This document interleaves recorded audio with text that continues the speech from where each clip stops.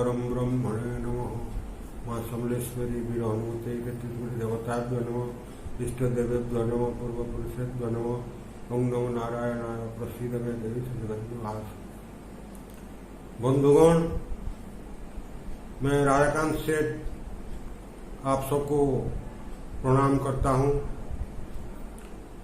आज का एपिसोड में आप लोग जानते हैं कि आज हनुमान जयंती है। वो बहुत उत्साह के साथ ग्रामों नगरों में हनुमान का जयंती पालन किया जा रहा है। आजकल हिंदू देवताओं में जो देवता सबसे ज्यादा पूजा पाते हैं वो है हनुमान, वीर हनुमान। वीर हनुमान को कौन नहीं जानता है। वीर हनुमान एक जनप्रिय चरित्र है पुराणों में, विशेषकर रामायण में और महाभारत में। ये दोनों धर्म ग्रंथों में महावीर हनुमान बहुत महत्वपूर्ण भूमिका निभाए हैं। तो इसीलिए वो हनुमान का चरित्र सर्वत्र आज पूजित होता है। रामायण में हनुमान जो काम किया है प्रभु श्री राम के लिए वो बहुत महत्वपूर्ण है और बहुत उल्लेखनीय है। वो सीता को ठाक कर और लंका युद्ध में भाग लिया, वानर सेना सहित राम और लक्ष्मण को विजय दिलवाया और सती सीता को उद्धार किया। इसी अभियान में हनुमान जी का जो अवदान रहा, ये अवदान तो अतुलनीय है। ये विश्व में ऐसा कोई चरित्र ऐसा नहीं दिखा जाता है। हनुमान जो अवदान दिया है इसको अंग्रेजी में कहते हैं human service. Hanuman did human service for Ramchandra. तो हनुमान जी जो रामायण में जो भूमिका निभाई है वो बहुत प्रशंसनीय है और बहुत महत्वपूर्ण है। तो महाभारत में भी नंदीघोष रथ में महाभारत का युद्ध में प्रभु श्री कृष्ण जो कि विष्णु के अवतार थे, पूर्ण अवतार थे, द्वापर युग में जो महाभारत युद्ध के समय में जब कौरव और पांडवों का भीषण युद्ध हुआ कुरुक्षेत्र में, युद्ध प्रभु श्री कृष्ण जानते थे कि नंदीघोष रथ पर बहुत विपद आएगा, कि उस पार जो महारथी थे जैसे पितामह भीष्म, गुरु द्रोणाचार्य, महारथी कर्ण, मद्र नरेश शल्य, कृपाचार्य, ऐसे अश्वस्थामा, ऐसे बहुत रथी थे। तो नंदीघोष रथ पर विपद का हर पल आशंका था। ये जानते थे प्रभु श्री कृष्ण, इसीलिए वो हनुमान जी को एक सूक्ष्म रूप में नंदीघोष रथ का शिखर देश में पताका पर स्थापित किया। इसको कपिकेतन ध्वज कहते हैं। जो ध्वजा में, जो पताका में, उसी पर हनुमान जी सूक्ष्म रूप में बैठ गया कि जब नंदीघोष रथ पर कोई विपद आएगा तो बजरंग का शरीर धारण करने वाला बजरंगबली हनुमान नंदीघोष रथ को रक्षा करेगा। तो इस प्रयास में, इस इच्छा से प्रभु श्री कृष्ण अर्जुन को रक्षा करने के लिए, पांडवों को रक्षा करने के लिए हनुमान जी का सहारा लिया और अच्छी तरह हनुमान जी भी ये भूमिका निभाया महाभारत युद्ध में भी। तो हनुमान दोनों युद्ध में, लंका युद्ध में और महाभारत युद्ध में उल्लेखनीय अवदान दिया। वो सच्चा वीर थे, सत्यनिष्ठ वीर थे। हनुमान जी का वह मन और शरीर बलवान था, इसका मन में कोई खोट नहीं था, कपट नहीं था, वो निष्कपट थे हनुमान। कहा जाता है कि हनुमान और अनेक पुरुष पुराण का चरित्र चिरंजीवी है, चिरदिन काल तक जीवित रहे। तो ऐसा नहीं है।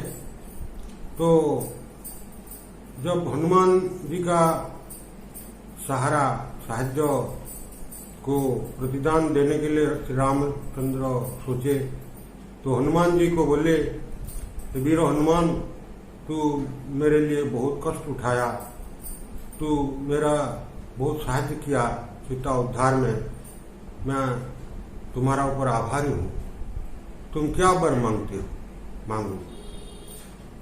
तो हनुमान जी बोला, मैं तो सांसारिक नहीं हूँ, मेरा कोई वस्तु, सांसारिक वस्तु हमको नहीं चाहिए। तो मेरा एक इच्छा है कि ये इस धरती पर जितना दिन तक राम नाम है उसी दिन तक मेरा शरीर जीवित रहे, ये वर दीजिए। जावत रामन नाम स्थास्यति भूतले तावत मम शरीरं वस्तु।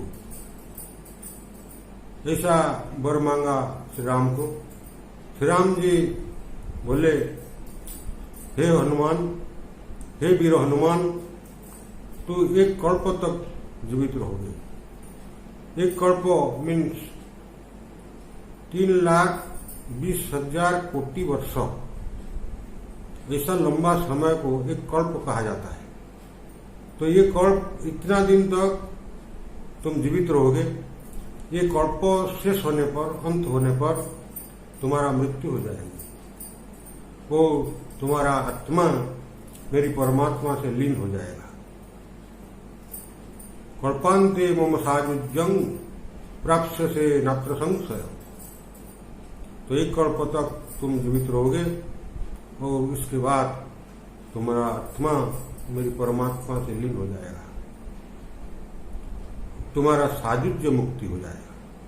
जो आत्मा से परमात्मा का मिलन हो जाता है, इसको सायुज्य मुक्ति कहते हैं। तो ये सायुज्य मुक्ति तुम पा जाओगे, प्राप्त करोगे। ऐसा वर प्रदान किया हनुमान, वीर हनुमान को। तो हनुमान आज भी जीवित है। वो कहाँ उसका वासस्थान है, कहाँ रहते हैं, कैसे राम को जपते हैं, ये किसी को पता नहीं है। और भी जो लोग जीवित है, जैसे अश्वत्थामा, बड़ी, मार्कंडेय ऋषि, ऐसे और 6-7 आदमी आज भी जीवित है पुराण का चरित्र। वो लोग भी कहाँ ठहरते हैं, कहाँ बसते हैं, कैसे भगवान का जप करते हैं, तो ये भी हमको पता नहीं। ये हमारा समझ से बाहर है, ये आध्यात्मिक परिवेश है। तो आज का ये हनुमान जयंती पर हनुमान, वीर हनुमान को हम स्मरण करना चाहिए। वीर हनुमान जैसे सच्चा थे, निष्कपट थे, वो ऐसे हम मानव आदमी, हम ऐसा होना चाहिए।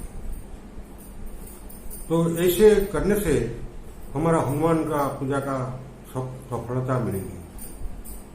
खाली पूजा करने से नहीं, वो जो हनुमान जी का जो सच्चाई था, वो सच्चाई को हम जान लेना चाहिए। वो मानते थे कि आदमी कितना ही बलवान ना हो, उसका मन में गर्व न होना चाहिए, इसका मन में खोट नहीं होना चाहिए, क्योंकि ये बलवान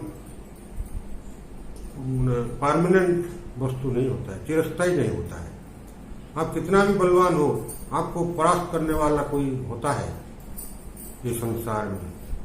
जैसे हनुमान जी स्वीकार किए कि रामायण में जो इंद्रजीत, रावण का पुत्र वीर इंद्रजीत था वो बहुत बलवान था, इससे हनुमान परास्त हो गया। तो हनुमान जी ने स्वीकार किया कि धर्म और अधर्म के बीच युद्ध में धर्म का ही विजय होता है, अधर्म कितना ही बलवान ना हो।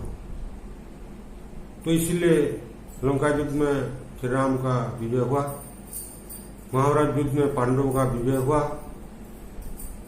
महाभारत में भी जब कपिकेतन ध्वजा में हनुमान जी बैठे रहे थे तो महारथी कर्ण ने नंदी के रथ पर बहुत भीषण अस्त्र प्रहार किया था। वो भीषण अस्त्र से हनुमान भी बचा नहीं पाया था। ये श्री कृष्ण जी को पता चला तो माया रज्जू से नंदी के रथ को बांध लिया। जब ये केवल भगवान श्री कृष्ण को और हनुमान जी को पता था और किसी को पता नहीं था।